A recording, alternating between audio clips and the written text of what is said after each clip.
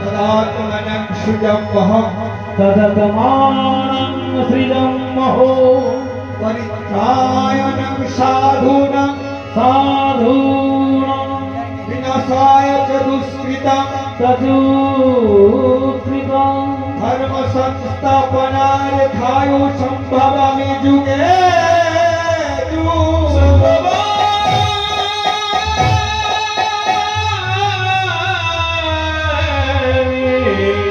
युगे युगे युगे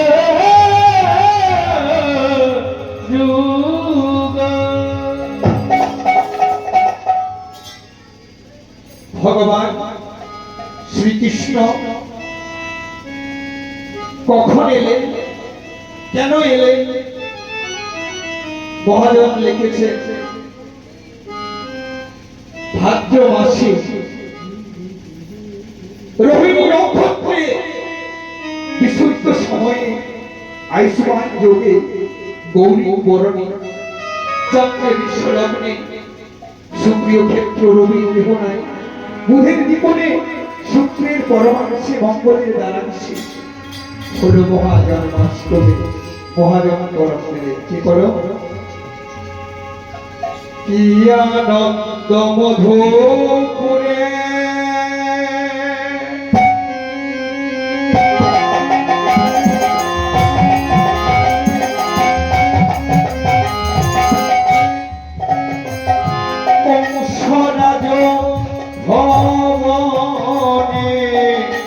কি আনন্দ মধুপুরে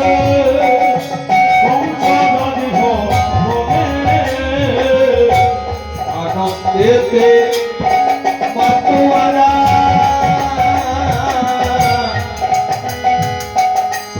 কীর্তনর সঙ্গে আনন্দেতে মাতোয়ারা কীর্তন জয় জয় জয়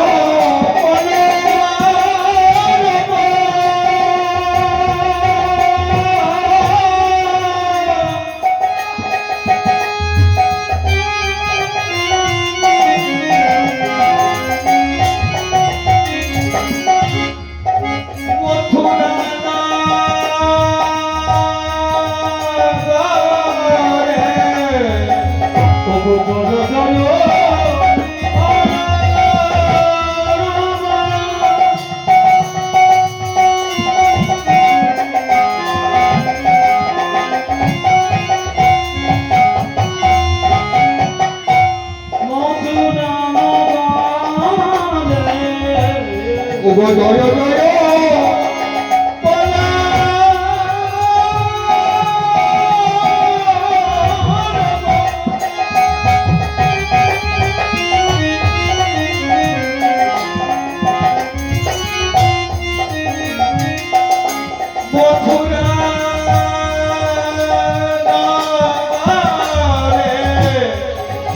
জয়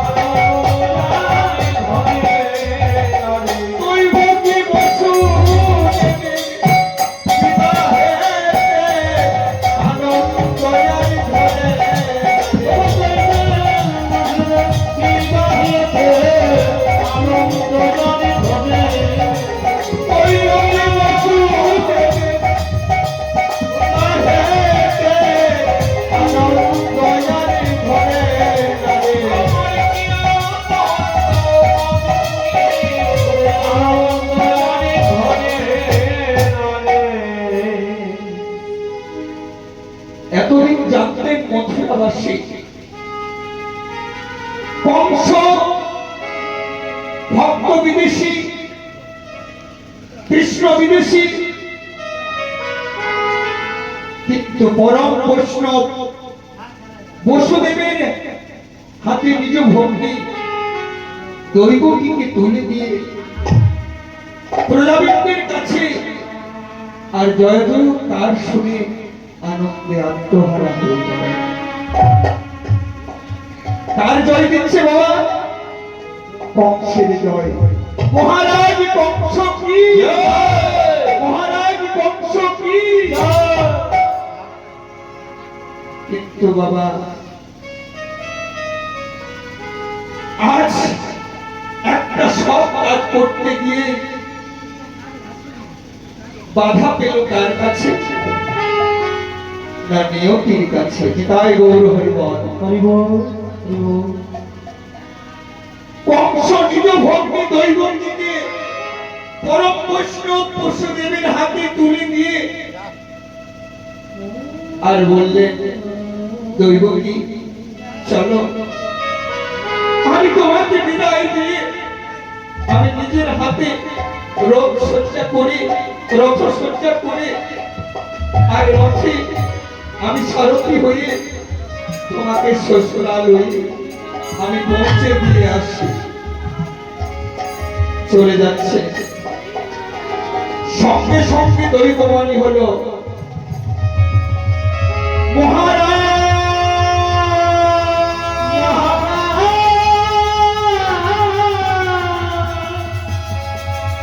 শোনো শোনো মহারাজ,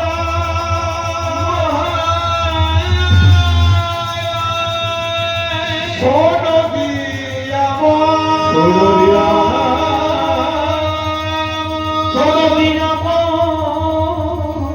দৈবকীর অষ্টম গর্ভের সন্তান তোমার হবে প্রাণ হত্যা।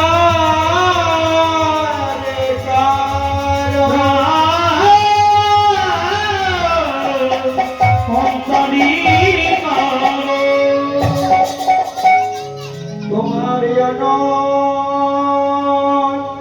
দয়া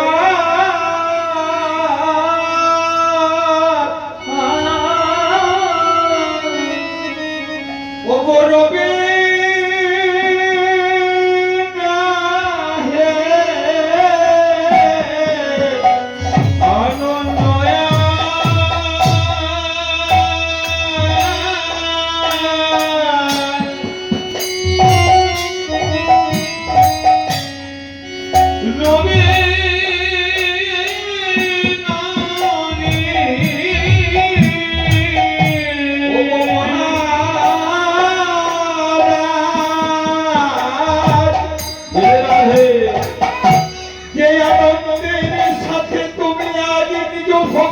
শ্বশুরালয়ে নিয়ে চলে যাচ্ছ। তুমি কি জানো না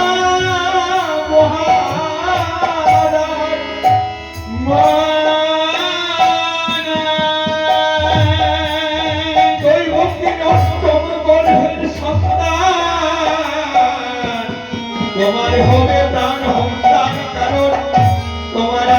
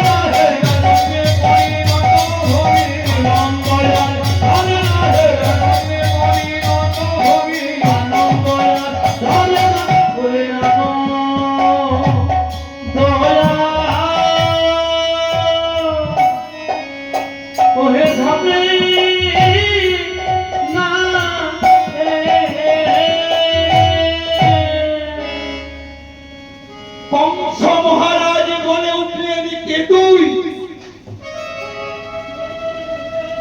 তোর স্বর শুনতে পাচ্ছি, তোকে আমি দেখতে পাচ্ছি না কেন? থরথর করে কাঁপছে কংস মহারাজ। কে তুই? আমি নিয়তি কংস, তোমার মঙ্গলের জন্য নিয়তি, তোমার শুভাকাঙ্ক্ষী, তোমার মঙ্গলের জন্য, তোমাকে সচেতন করে দেওয়ার জন্য আজ নিয়তি তোমার কাছে এসে এই সচেতন করে দিল। না, এ হতে পারে না, হয় না, হবে না। আমি মথুরা অধিপতি কংস। কেন? একই দৈবকীর অষ্টম গর্ভের সন্তান হবে আমার প্রাণ হত্যার কারণ। না, আমি এ হতে দেব না। সঙ্গে সঙ্গে দৈবকী চুলের মুষ্টি ধরে আর টানতে টানতে নিজের অস্ত্র নিয়ে আর যেই না বধ করতে যাবে, চরণ তলে পড়ে আর বসে বলছি, মহারাজ, মহারাজ, এই হাত দিয়ে তুমি কত জনকে, কত বীরকে মেরেছ মহারাজ, কিন্তু সামান্য একটা নারী হত্যা করবো কেন করবো? শুনলে না দৈববাণী? দৈবকী অষ্টম গর্ভের সন্তান হবে আমার প্রাণ হত্যার কারণ। যেই না বলেছে, বেশ মহারাজ, দৈবকী অষ্টম গর্ভের সন্তান হবে তোমার প্রাণ হত্যার কারণ। কিন্তু মহারাজ, দৈবকী তো তোমার কোনো দোষ করে না। অষ্টম গর্ভের সন্তান ভূমিতে ভূমিষ্ঠ হলে তোমার কাছে আমি তোমার হাতে তুলে দেব মহারাজ। বেশ, তোমার কথা মানতে পারি, তোমার কথা মানতে পারি বসুদেব, কিন্তু আজ নিয়তির কথা সত্য করার জন্য যদি প্রথম গর্ভে না দিয়ে, অষ্টম গর্ভে না দিয়ে যদি প্রথম গর্ভে দেয় মহারাজ, আমি আমি তাও তোমার হাতে তুলে দেব মহারাজ। তুমি তবু দৈবকীকে তুমি হত্যা করো না। বেশ, যদি দ্বিতীয় গর্ভে দেয় আমি তাও তোমার হাতে তুলে দেব মহারাজ। যদি তৃতীয় গর্ভে দেয় আমি তাও তোমার হাতে তুলে দেব মহারাজ। তবু তুমি দৈবকীকে হত্যা করো না। যেটা বলেছে বেশ, তবে যদি বাৎসল্য প্রেমে সন্তানের মায়া মমতা নিয়ে যদি তোমরা পালিয়ে যাও, যাতে করে আমরা পালিয়ে যেতে না পারি, যাতে করে আমরা পালিয়ে যেতে না পারি, তুমি কারাগারে আমাদের নিক্ষেপ করে দাও মহারাজ। সঙ্গে সঙ্গে প্রহরীকে আদেশ দিলে নিতে আছি, এই দৈবকী ও বসুদেবকে কারাগারে নিক্ষেপ করে দেবে।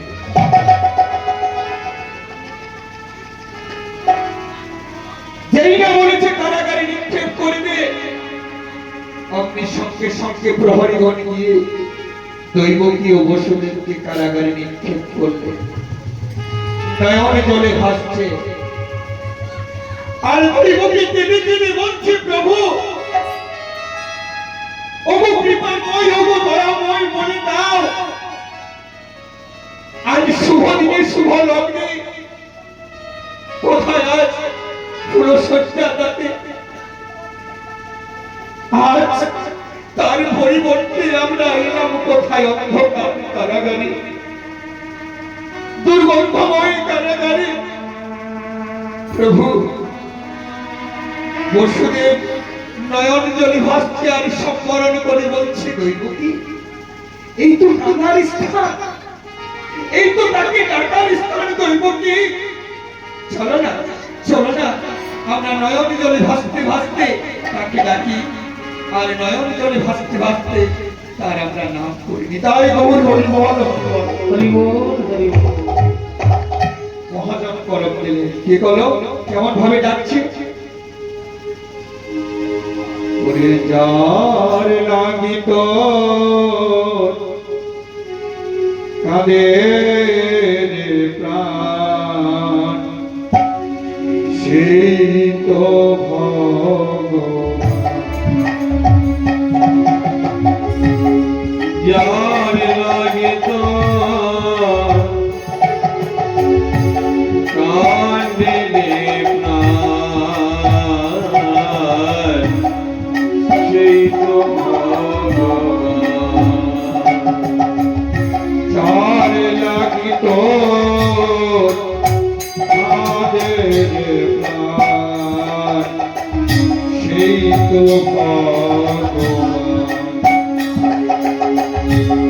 যার লাগে তো প্রাণ কাঁদে, সেই তো ভগবান। তীর্থে তীর্থে বুঝিস পিছে ওদের তীর্থে তীর্থে ঘুরিস মিছে, তুই তীর্থে তীর্থে বুঝিস পিছে ও তুই তীর্থে তীর্থে ঘুরিস মিছে। দেখ না খুঁজে প্রাণ সেই তো ভগবান। যার লাগি তাদের দিনরে, সেই তো ভগবান। এই তো আকাশ এই তো বাতাস সবার মাঝে তাহার প্রকাশ এই তো রাধা, এই তো মাতা, সবার মাঝে এই তো রাধা। এই তো আকাশ এই তো বাতাস সবার মাঝে তাহার প্রকাশ এই তো আকাশ, এই তো বাতাস, সবার মাঝে তাহারি প্রকাশ। অহংকারে কিনারে ওরে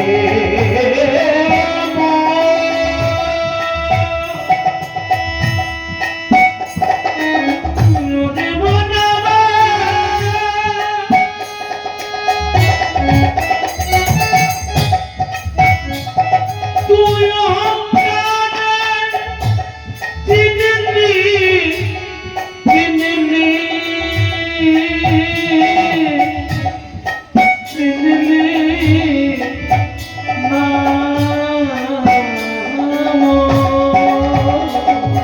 ও তুই অহংকারে চিনলি না রে, করলি অপমান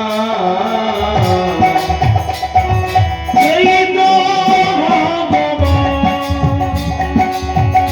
যার লাগে তোর কানে প্রাণ, সেই তো ভগবান।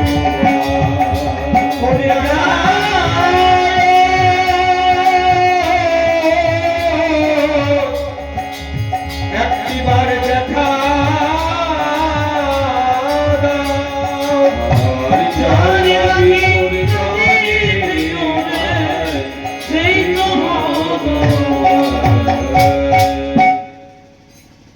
নয়ন ছোটে ভাসছে দৈবকী নয়ন জলে ভাসছে বসুদের নয়ন জলে ভাসছে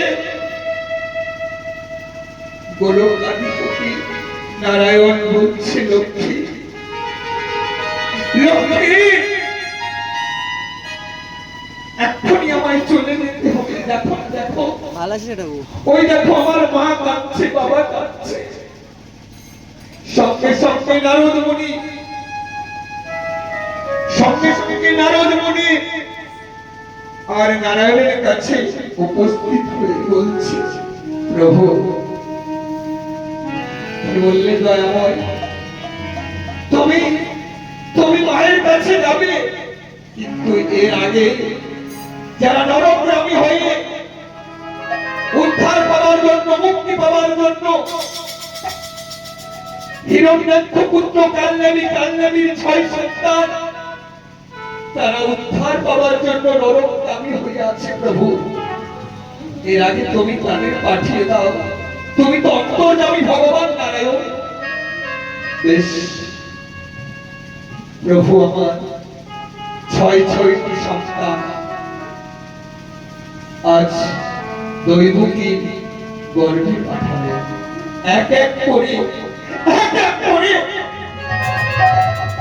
6টি সন্তানকে আজ কংস মহারাজ শিলার আঘাতে আছড়ে মেরে ফেললেন। এরপর আসছেন শঙ্কর্ষণ ভগবান অর্থাৎ বলরাম, মহাজন বলরাম দিলেন। কেমন ভাবে আসছে গো? সপ্তম গর্ভে অনন্ত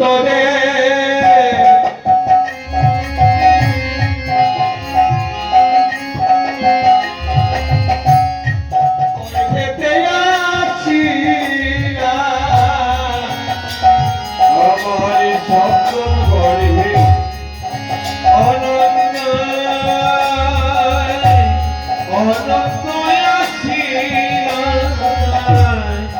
সপ্তম গর্ভের সন্তান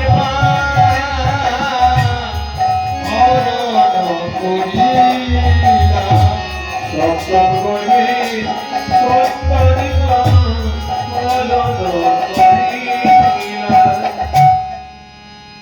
সপ্তম গর্ভ আজ মা যোগমায়া কি করলেন? বলরামকে আজ নিজ শক্তি বলে সেই গর্ভটিকে আজ সঞ্চার করে দিলেন রোহিণীর গর্ভ। কেন? যাতে করে বলরামের জন্ম হয়। এদিকে যখন সপ্তম গর্ভ সারা পড়ে গেল, সপ্তম গর্ভ নষ্ট হয়ে গেছে, মহারাজ কংস চিন্তিত হয়ে তাহলে কি অষ্টম গর্ভের সন্তান আমি পাবো না? আজ দৈবকীয় বসুদেবকে বক্ষের শিলা চাপিয়ে দিলেন। শিলা যেন চাপিয়ে দিয়েছে, নয়ন জলে ভাসছে, আর প্রভু নারায়ণকে ডাকছি কেমন ভাবে দরবারে। কবে দেবে দেখা আমি পাগল পারা,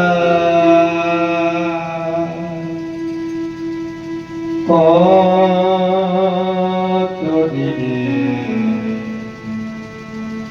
তোমার করুণা হবে, কবে দিবে দেখা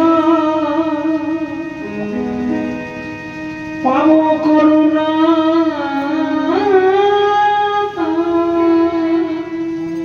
দেখা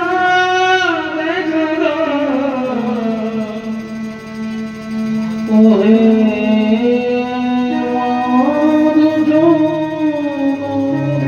কবে দেবে দেখা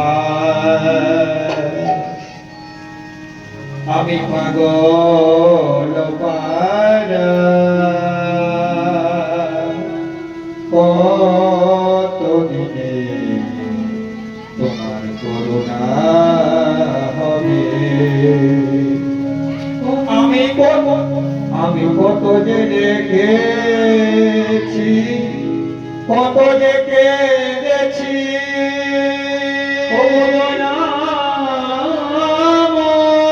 পাইনি সাড়া,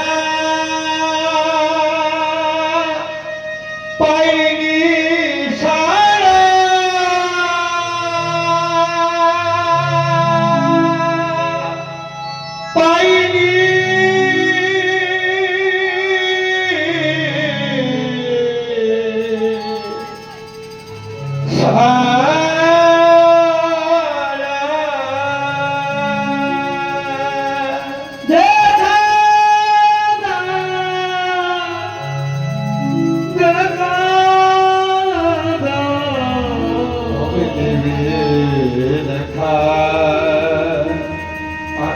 সাগর পারা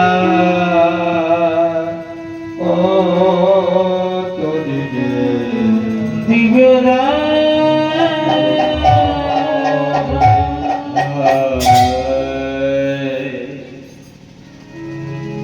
নয়ন চোখে ভাসছে।